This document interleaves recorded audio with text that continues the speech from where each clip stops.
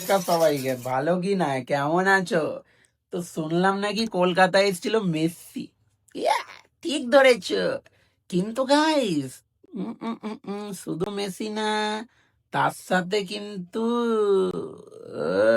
কার কথা বলো তো, রাজুদা পকেট পরোটা।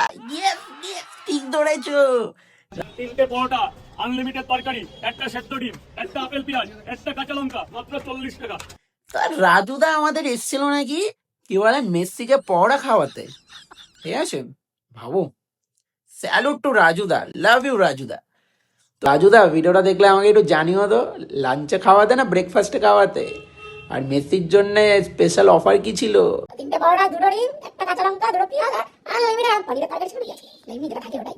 মানে রাজুদা পৌঁছে গেছে মেসির সাথে দেখা করতে। কিন্তু এখানে একটা ব্যাপার আছে, উইদাউট এনি ইনভেস্টমেন্ট। রাজুদাকে কিন্তু টিকিট কাটতে হয়নি, ভাবো। রাজুদার জাস্ট সোয়াগটা ভাবো। তো ব্যাপারটা হচ্ছে যেটা আনলাকি হয়ে গেল মেসি, খুব লাকটা খুবই খারাপ ছিল যে রাজুদার পকেট পাওয়াটা খেতে পারলো না। তোমাদের জন্য গাইস, তোমাদের এই জীবনও মেসি ক্ষমা করবে না।